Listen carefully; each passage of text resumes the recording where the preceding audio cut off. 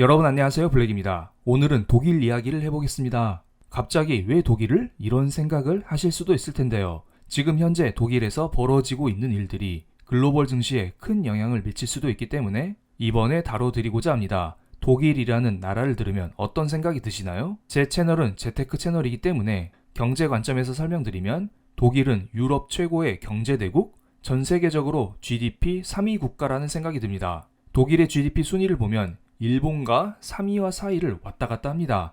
작년에는 독일의 GDP 순위가 4등이었는데 올해는 근소한 차이로 3위에 올라섰네요. 큰 차이는 없지만 어쨌든 경제 대국인 것은 분명히 보입니다. 그런데 최근에 독일 경제가 그렇게 좋진 않습니다.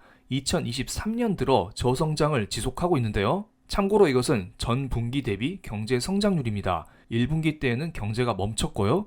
2분기 때에는 소폭 성장, 3분기 때에는 소폭의 역성장을 보였네요. 3분기 독일의 GDP에 대해서는 여러 가지 이야기가 있는데요. 일단 GDP의 3분의 1을 차지하는 민간 개인 소비가 전 분기 대비 0.3%나 감소했다고 하죠. 그런데 정부 소비가 늘어나면서 겨우겨우 0.1% 역성장으로 막았다는 생각이 듭니다. 지금까지 독일 경제가 어렵긴 어렵지만 정부에서 돈을 풀어가면서 겨우겨우 지금의 성장을 유지하고 있다? 이런 생각이 듭니다. 요즘 들어 전 세계적으로 정부의 역할이 매우 중요합니다. 미국의 바이든 대통령을 보세요. 인플레이션 감축 법안을 만들어서 전 세계의 돈을 엄청 흡수하고 있습니다. 그리고 미국 자체적으로 국채를 엄청 찍어내면서 정부 주도적으로 경제 성장을 하고 있죠. 이것은 물론 미국이기 때문에 가능한 일이지만 유럽과 일본 같은 기축통화국 역시 이것을 잘 활용할 수도 있습니다. 그래서 미국의 GDP 대비 정부 부채 비율을 보면 맨 왼쪽에 표기된 세계 2차 대전 때와 비슷한 상황입니다.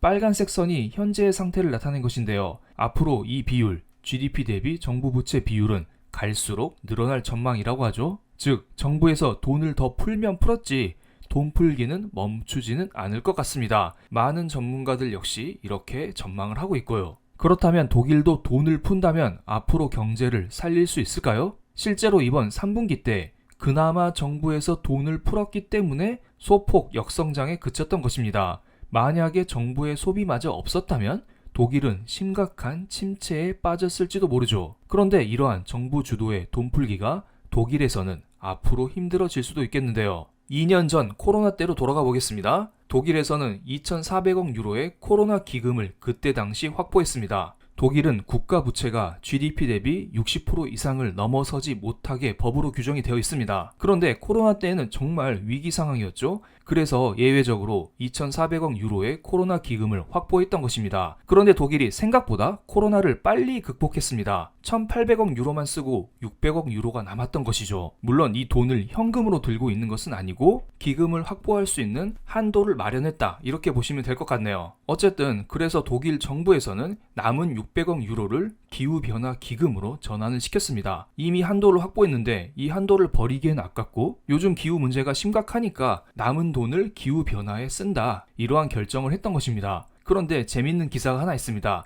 올해 8월 달에 나온 기사인데요. 독일 TSMC 보조금 지원한 기후변화기금 내년 83조 원 추가. 기사 헤드라인을 보면 약간 이상하지 않나요? 기후변화기금을 확보했다는 것은 알겠는데 왜 갑자기 이것으로 TSMC 보조금을 지원하냐? 무언가 이상합니다. 실제로 독일 정부에서는 기후변화기금을 활용해서 자국의 반도체 기업도 지원하고 인텔 공장 설립에 대한 보조금 역시 지원할 예정이었죠. 그래서 헌법재판소에서 제동을 걸었습니다. 너네 2년 전에 코로나 예산을 기후변화기금으로 바꿨지? 그거 위헌이야. 그 돈 이제 쓰지 마. 예산 빵꾸난 거 다 알아서 메꿔놔. 이러한 결정을 내린 것입니다. 지금까지 코로나 상황이 긴급 위기 상황이었기 때문에 예외적으로 허용해줬는데 그런데 그것을 기후변화기금으로 돌려? 그리고 반도체 공장 지원하고 다른 산업을 지원해? 이제 위기 상황도 끝났는데 이거 아직도 쓰고 있는 게 맞아? 그냥 원래대로 돌려놔. 이런 판단을 내렸죠. 그러면서 정부의 신규 예산 집행이 전면 중단되었습니다. 지금 독일은 기후변화 기금만 쓰고 있는 게 아니에요.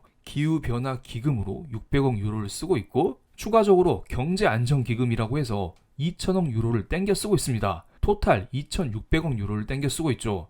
그렇다면 여러분 드는 생각이 무엇이 있을까요? 그냥 앞으로 독일 정부에서 돈을 땡겨 쓰기 어렵겠다? 미국은 미국 정부 마음대로 경제 성장을 하는데 독일은 생각보다 경제를 마음대로 주물럭주물럭 거리지 못한다. 이러한 생각이 들 수가 있습니다. 저는 여기에서 크게 두 가지 생각이 들었는데요. 기사를 보면서 설명을 이어가 보겠습니다. WSF 경제안정기금이죠. 독일 정부는 경제안정기금을 통해서 에너지 가격 지원을 해왔습니다. 무슨 말이냐면 최근에 에너지 가격이 급등하면서 독일 국민들이 부담하고 있는 전기세, 난방비 이런 게 너무 많이 올랐습니다. 그래서 경제안정기금을 통해서 이것의 일부를 지원해 왔었는데요. 그런데 헌법재판소에서 이것이 위헌이다라는 말을 했기 때문에 앞으로 에너지 비용에 대한 지원을 할 수가 없어졌습니다. 그렇다면 독일 국민들 입장에서는 각각 부담해야 될 에너지 비용이 늘어날 것이고요. 이렇게 되면 다른 곳에 소비할 여력이 더 줄어들 것입니다.